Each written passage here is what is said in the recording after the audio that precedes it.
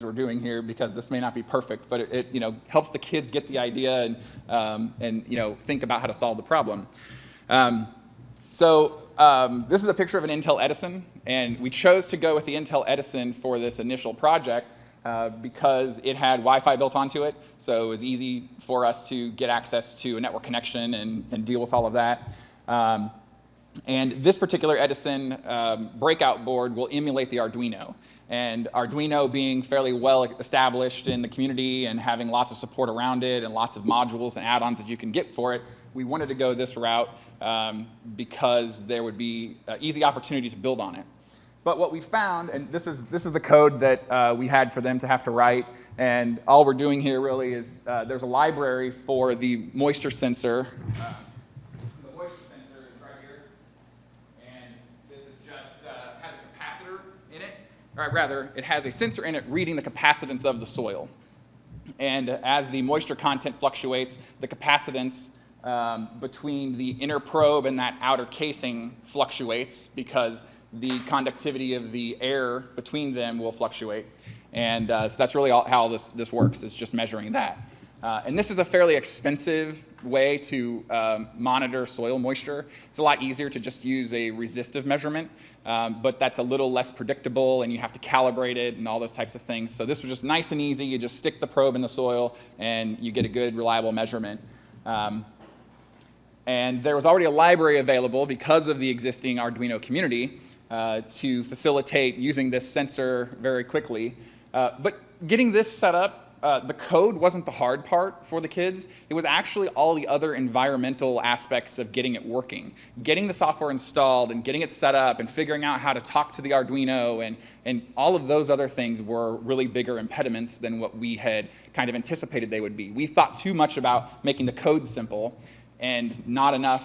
And I guess I should also add, one of our goals was we want them to be able to go home and do this again. So if they were interested in it and wanted to build it again and add on to it, that was one of the things we wanted. So the idea was to show them from the ground up, starting from nothing, how would you get this up and going? And all of that setup work was far too involved. The code was actually not a difficult thing at all. So we kind of consider this to be a failed project, but we learned from it. And this is just a quick sample of the output that they were generating here. And the goal in this initial phase, we were going to iterate on this and move to controlling the watering system. But we started with just getting the text output here of what is the actual temperature and humidity of the soil. And this just shows you a sample run where the soil needed to be watered, and then it starts getting watered, and now your humidity level goes up.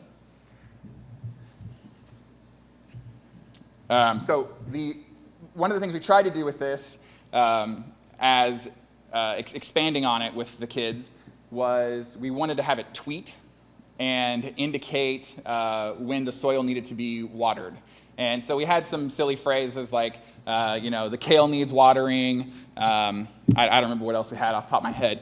But actually, one of the problems we ran into with this, and we had to pull it back out of the application with the kids, is the Twitter APIs will not let you repeat a message, the same message, within some time window.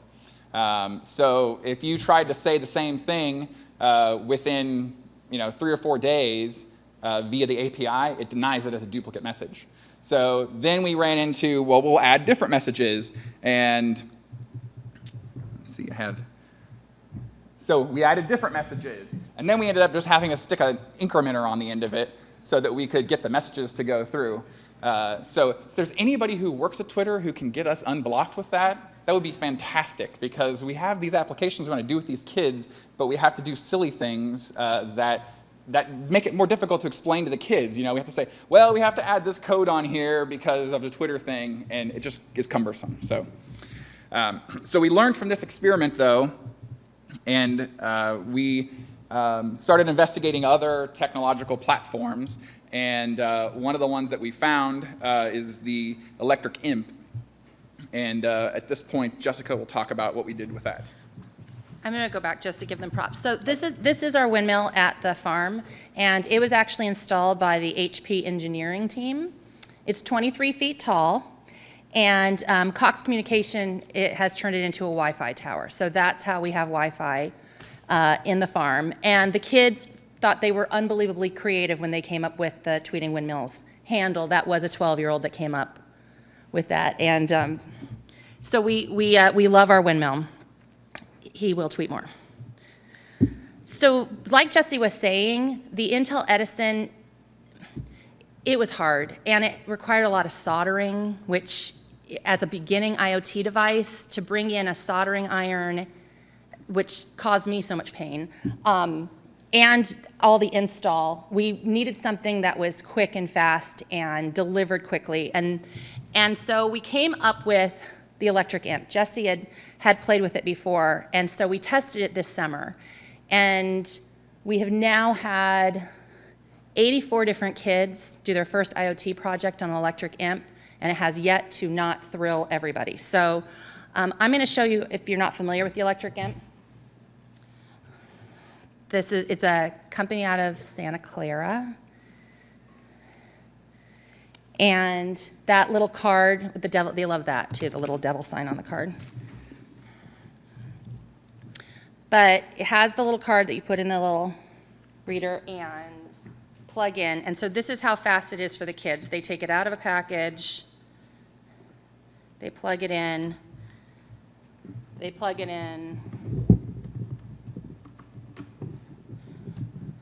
just for power, and it immediately starts blinking colors.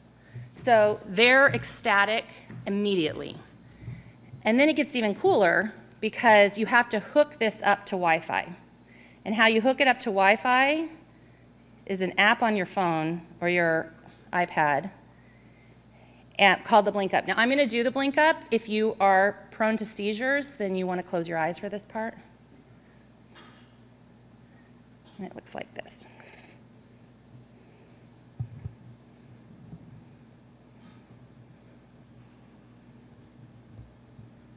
And now you can see that it's green, and that means that it's hooked up to Wi-Fi. So they pretty much love that immediately, as you might imagine. It's all tab. And then, your browser's here. And then you're over here, and we have to do that. Perfect. So even better, the IDE is a browser. So there's no install at all. They're up immediately. Can I see the names? Yeah. So this is actually from our last camp. You can see they name their devices very interesting names. And we taught them. Can I show here too or no? Well, that was where we did the duplicate thing, and then it was bad. Oh, right. We tried to duplicate the display earlier, and it crashed the laptop. So how am I going to see that? Just tilt your neck over there. But the mouse is not doing it. Over here. Now your mouse over there. There it is. Okay, so I'm going to go down to, what does that say, Sea Dragon? Yeah. Okay. So open that up. And I'm going to build and run this code. And as you can see, it's basically 3 lines of code repeated. And if you look around the room, you will see a lit up electric imp showing blue and white LED lights somewhere in the room. Indicate if you're the first to see it. It's over on the trash can. So that's the coolest thing about the electric imp, is that it just needs to be plugged in somewhere. And you might ask, well, okay, so you've turn on some LED lights. What are kids going to do with that?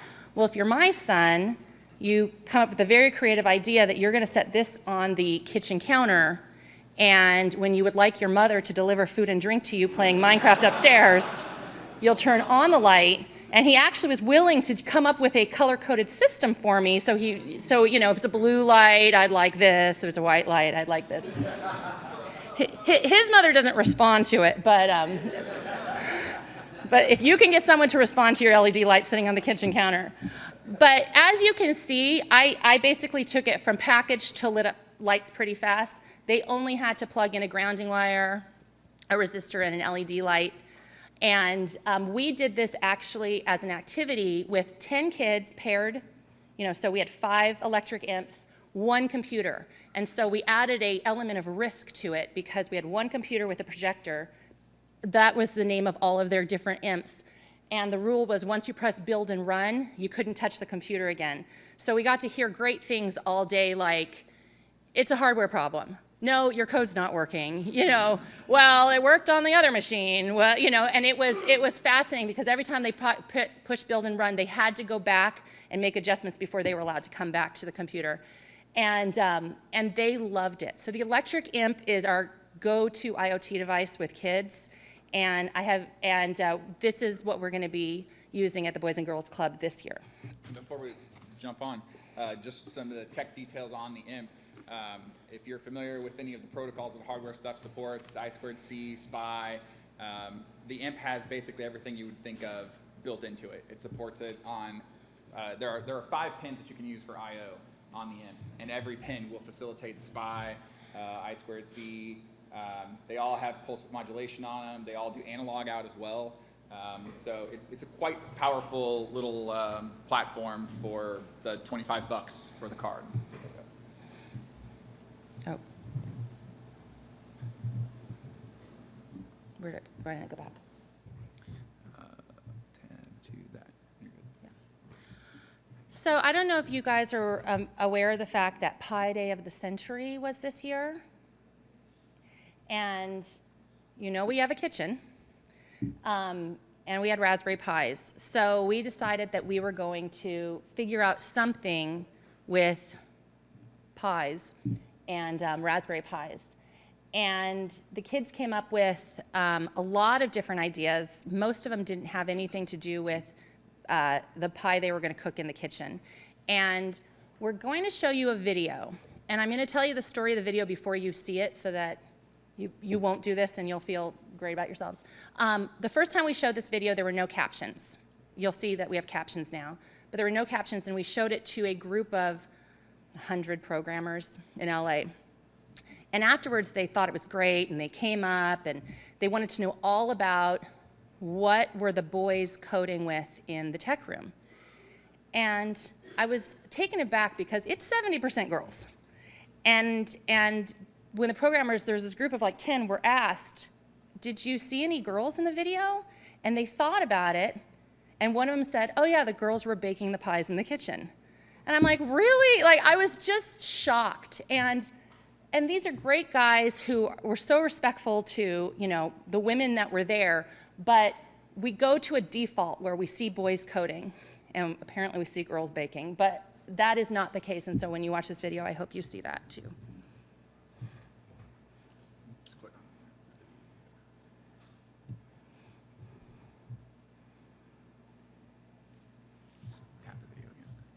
Did it go? I don't know. I did that before, yeah.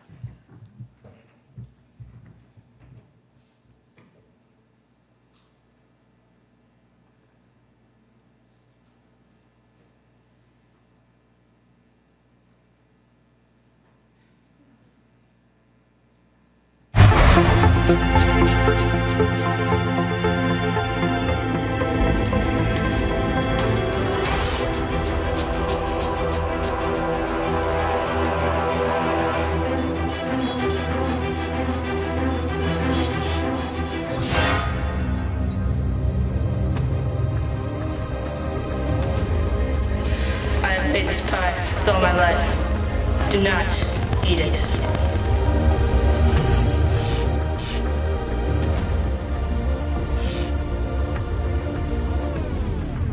Don't eat me, I'm poisonous! So in here we're creating delicious key lime and raspberry pies, and then later we're going to create pie protectors for them.